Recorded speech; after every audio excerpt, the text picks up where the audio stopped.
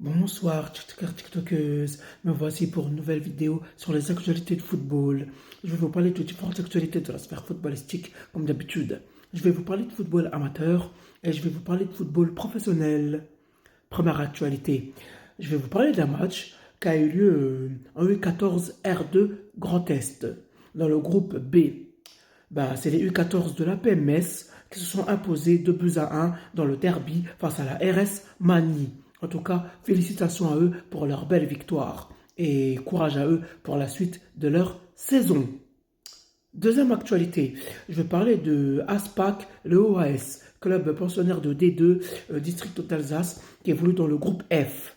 Ils se sont imposés ce week-end face à Masvo FC. Ils se sont imposés à l'extérieur 2-0. En tout cas, bravo à eux pour leur belle performance. Et en plus de ça, ils confortent leur statut de meilleure défense de toute la D2 district d'Alsace avec toujours 4 buts encaissés. En tout cas, c'est incroyable et respect à eux.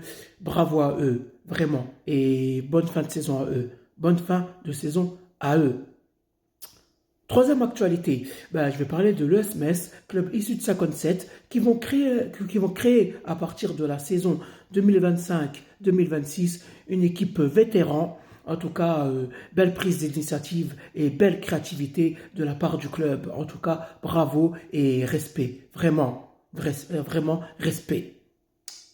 Quatrième actualité, là du coup je vais parler de la D1 District Mosellan Senior. Je vais vous parler de différents résultats, de différentes affiches, de différents groupes de ce niveau A, B, C et D. Dans le groupe A, je vais parler du SC Terville de Anis Retibi qui font 2-2 face à FC Hayange, voilà, à domicile. Deuxième affiche, le Zagukange B, les leaders du groupe, qui gagnent 6-1 à domicile face au TS Bertrange. Troisième affiche, Koenigsmacker sur Kédange, qui font 2-2 à domicile face à la réserve de l'AS Algrange.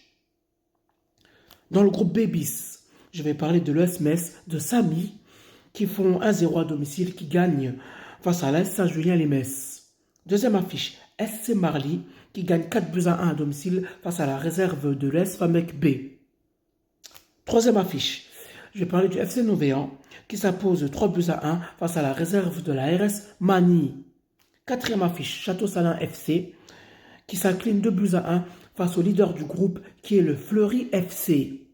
Et dernière affiche de ce groupe, Delmeson, qui s'incline 2-1 face à l'Es Montigny-les-Metz, la B.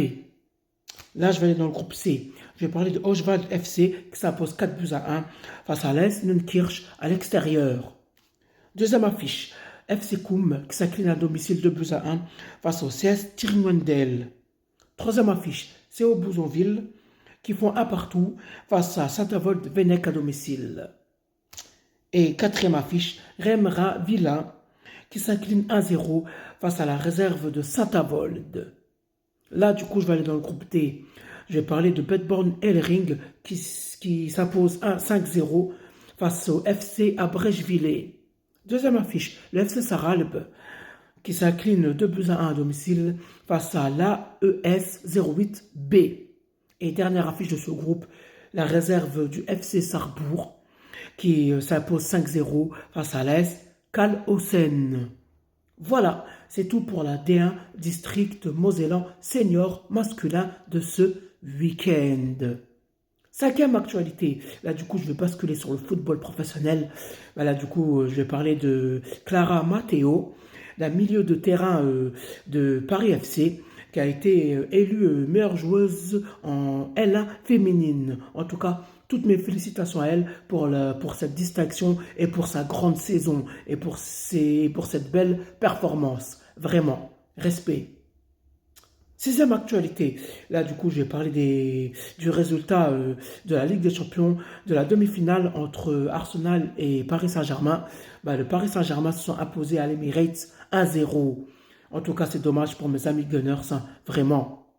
En tout cas force à eux et bravo au PSG pour leur belle victoire.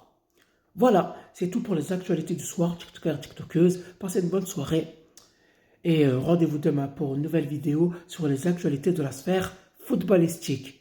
Ciao, ciao, ciao.